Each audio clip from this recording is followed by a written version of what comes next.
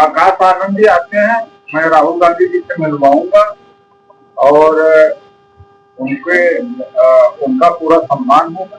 Congress party का सम्मान आपको स्वीकार करती है।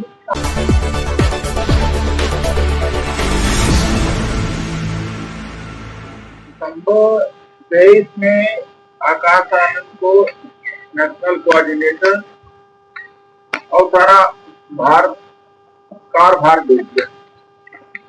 उसके बाद जब लोकसभा के चुनाव के दौरान भाजपा के खिलाफ बोला तो हटा दिया। फिर जून 2024 में कोऑर्डिनेटर बना दिया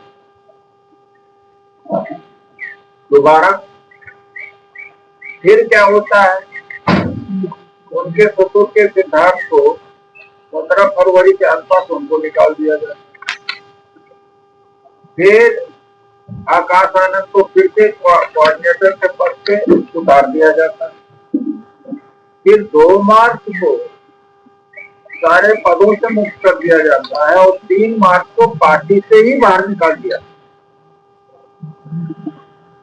ऐसा आत्मघाती कदम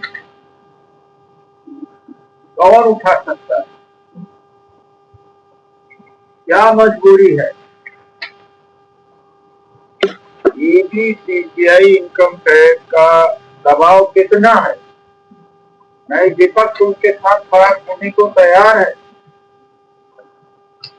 हम चाहते हैं कि ऐसे शक्ति पार्टियां जिंदा रहे, बाबा साहब डॉक्टर अम्बेडकर के विचारों की पार्टी जिंदा रहे, लेकिन वो मजबूरी तो बताए कि इतना भय डर किसका है जिसके वजह से अपने जो टॉप क्लास से जो कमिटेड लोग हैं उनको पार्टी से निकालती चली जा रही है। पार्टी को शून्य कर लिया, अब एक एमएलए की पार्टी रह गई। और एक बात है, 2019 में जो समाजवादी पार्टी से उनका गठबंधन था, समाजवादी पार्टी झुक करके गठबंधन किया था, सीटें भी ज्यादा दिया था, लाभ भी इन्हीं को मिला था। उसके बाद में अलायंस तोड़ने के पीछे किसका दबाव है? समझदार को इशारा बहुत, ये दबाव में बहुजन समाज पार्टी के नेता मायावती जी काम कर रहे हैं और दलितों को आगाह होना चाहिए। और अब उन्हें इधर उधर तो हो ही गए हैं लोग, कुछ समाजवादी पार्टी में चले गए हैं, कुछ बीजेपी में है, बाकी जितने बचे हैं सबको अगर संविधान बचाना, आरक्षण बचाना है तो कांग्रेस में शामिल हो जाना चाहिए। इस समय सामाजिक न्याय की सबसे बड़ी लड़ाई राहुल गांधी जी ही लड़, यही सवाल मायावती जी से पूछता हूँ। हालांकि उन्होंने बड़ा हमला हमारे ऊपर कराया है, 1 लाख रुपया मुझे जान से मारने का कार्यकर्ता ने इनाम रखा है। पुलिस में हमने कंप्लेंट किया है, दर्जनों उनके कार्यकर्ताओं के द्वारा धमकी दिए आने वाली कॉल को रिकॉर्ड किया है। तो यह भी बात है, मैं सवाल सही पूछ रहा हूँ, लेकिन तकलीफ उनको जरूर होगा। देखता हूँ कि कौन सा हमला वो करती है। यही आज सवाल मैं बहुजन समाज पार्टी से। तो क्या सर अब आपकी लड़ाई बीजेपी से शिफ्ट होकर बसपा पे चली गई है? नहीं, बीजेपी बसपा को बचाने का बीजेपी के खिलाफ, ये बीजेपी को मजबूत मत करें। ये तो बीजेपी को मजबूत हो तो खुद ही कह रहे हैं कि मैं बीजेपी को कुछ जिताऊं। तो आपको कांग्रेस से नेता है ना बसपा के? अरे बात तो सुन लीजिए भाई, वो तो छोड़ दीजिए। 2022 में कहा समाजवादी पार्टी को हराओ, बीजेपी को जिताओ, आप कहा? वो खुद ही कह रहे हैं बीजेपी का, आप कहाँ से कह रहे हो? गुजरात में गोधरा कांड के बाद कंप्लेंट कर, वो खुद बीजेपी को जिता रही है। अब क्या क्यों नहीं इंडिया लाइन से अहिंसा बंद करके सीटें बढ़ा दी? तो अब कांग्रेस को चिंता है बसपा की? बसपा की चिंता नहीं है, आरक्षण बचाने का, संविधान बचाने की चिंता है। वो कार्यकर्ता जो अम्बेडकरवादी है वो अब यहाँ आए, क्योंकि उसका व्यक्ति का भाजपा करण हो चुका है। अखिलेश यादव बचा रहे हैं आरक्षण। बिल्कुल बचा है, इंडिया अलायंस ही बचा रहा। सर, आपने आह्वान किया कि सभी लोगों को कांग्रेस, खासतौर पे जो मार्जिनलाइज सेक्शन है उसकी लीडरशिप को कांग्रेस की तरफ आना चाहिए, तो क्या आकाश आनंद को आप न्योता दे रहे हैं कि वो कांग्रेस में शामिल हो, और अगर वो आते हैं तो उनको क्या जिम्मेदारी आप देंगे या दिलवाएंगे?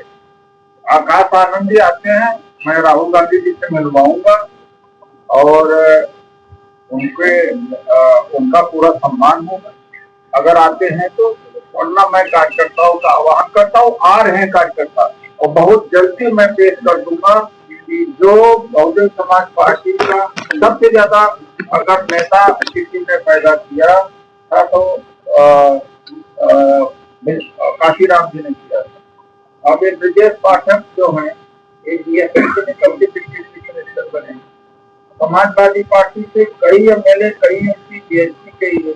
अपना दल सोनेलाल पटेल बीएसपी से निकले, निषाद पार्टी को बीएसपी में थे, राजभर बीएसपी में ही थे, और बीजेपी में भी तो जितना नेता उन्होंने पैदा किया काशीराम जी ने, सबको या तो इन्होंने निकाल दिया या तो दूसरे पार्टियों में चले गए, और जो घर बैठे हैं वो देश के काम आए, संविधान के काम आए, आरक्षण के काम आए। देखिए ऐसा है, आकाश आनंद जी को और लाखों बहुजन समाज पार्टी के कार्यकर्ता काशीराम जी के समर्थक अम्बेडकर को मैं आह्वान करता हूं कि कांग्रेस पार्टी में आए, संविधान बचाएं, जाति जनगणना के लिए, आरक्षण बचाने के लिए मैं न्योता देता हूँ। तो क्या मेन बॉडी में आएंगे आपकी साल में? वो पहले बात तो हो, पहले मिले तो दलित नेता जब पहले मिले तो पहले मिले तो अभी तो आप भी नहीं है मेन बॉडी। मैंने आह्वान कर दिया, पहले मिले तो फिर उसके बाद में तय कर दिया। सर, संपर्क करने की कोशिश की गई है आप लोगों की तरफ से? हम संपर्क आह्वान कर रहे हैं, हमारे लोग संपर्क कर रहे हैं, जल्दी निकलेगा। You are already in touch with them. We are already on job, not particularly with Akash Anand, but there are many.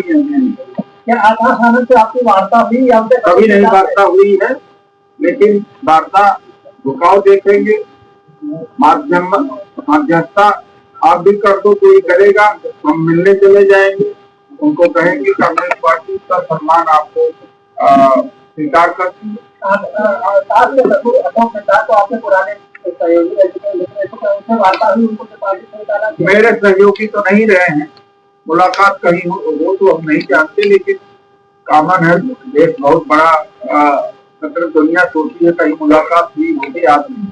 Sir, आपके साथी हैं परिसंघ के पुराने केपी चौधरी ने बड़े गंभीर आरोप लगाए आप पे कि आप झूठ बोलते हैं। आज का जो विषय है कुछ और है। हाँ, इसी मुद्दे को लेकर वो हम नहीं जानते कौन है, जानते नहीं कौन है। ऐसे तो लाखों लोग बोल रहे हैं भाई।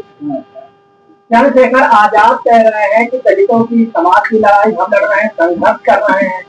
वो भी लड़े, अच्छी बात है। तो कांग्रेस बड़ी दलितों के हित में आजाद। अरे भाई सब लड़े, लेकिन देश में बीजेपी को विकल्प कौन है? कांग्रेस ही है ना। इंडिया अलायंस की बात करिए, कहाँ बात कर रहे हैं? यहाँ इंडिया अलायंस की बात कर रही, कहाँ मतलब किसी व्यक्ति को या इंडिया अलायंस बचा कहाँ था? वो तो टूट चुका था। नहीं, वो आप तो देखो दिल्ली में नहीं रह सकते, वो ये चलता रहता। आप चंद्रशेखर आजाद को दलितों का नेता मानते हैं या नहीं? देखिए ऐसा है, ये दलित का नेता, दलित की सबसे बड़ी पार्टी, दलितों की सबसे ज्यादा आगे बढ़ाने वाली पार्टी कांग्रेस है। मथुरा पर तो चुप रही है कांग्रेस है, बस मथुरा मुद्दे पे चुप रही, तुम आप भी चुप रहे। हमारा मुद्दा वो नहीं है, हमारा मुद्दा है